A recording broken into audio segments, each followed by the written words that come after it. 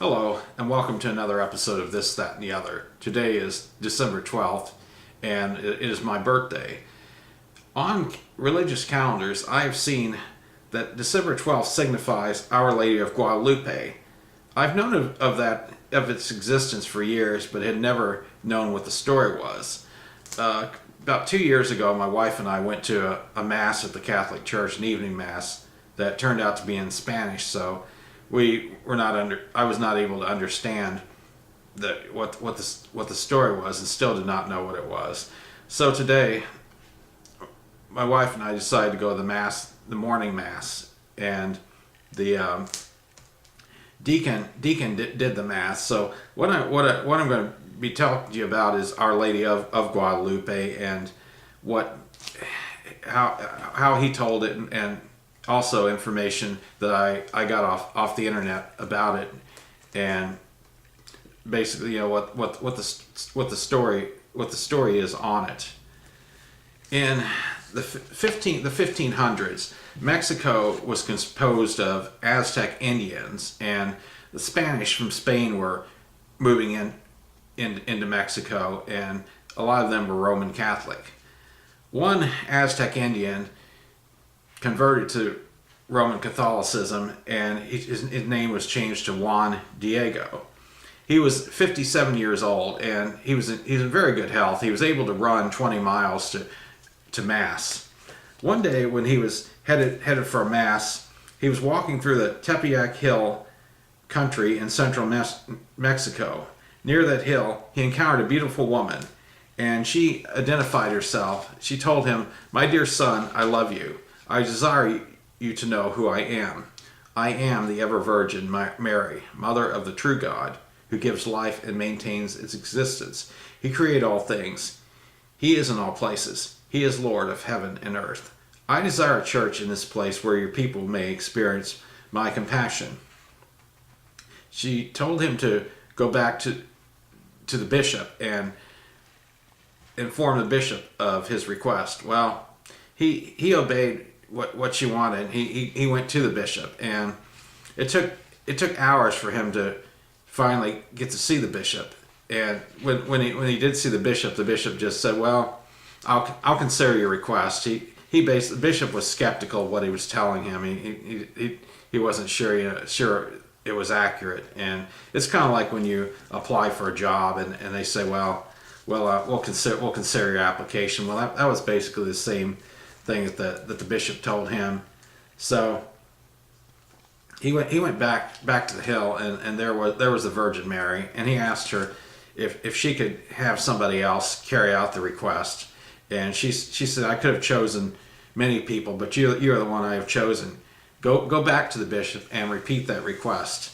So he obeyed. He went back to the bishop, and then the bishop told him that she was going to have to send him some kind of sign as proof as to who she was. So he went back to the Virgin Mary and told her what the bishop had said, and she said, I will give the bishop a sign, and come back tomorrow." Well, unfortunately, he was not able to come back the next day. His uncle was mortally ill, and the day after that, when his uncle was near death, or 2 days after that, when his uncle was near death, he went to see the priest, and he had to pass by that mountain again, and there he found Mary waiting for him. He explained that he didn't make it the day before because his uncle was mortally ill. She said, your uncle is fine now. I have restored his health. Go." And she told him to go up to the top of the hill and cut some roses and bring them to her. Well, at that particular hill, the way the ground was there was no way flowers could have grown on that hill, less month of December. But there was an abundance of roses. So he did what she said. He put roses in his tilma. It was a poncho-like cape made of cactus fiber, and he cut the roses and carried them back to Mary. She rearranged the roses and told him, "My little son, this is a sign I am sending to the bishop. Tell him that with this sign, I request his greatest efforts to complete the church I desire in this place. Send these flowers to no one else but the bishop. You are my trusted ambassador." So he did that. He went to the bishop and he opened his tilma, and the rose petals fell to the ground. After the rose petals fell to the ground, the bishop almost had a heart attack when he saw what he saw. It was an image on the tilma of the Virgin Mary, the woman that Juan Diego had seen on the hill. And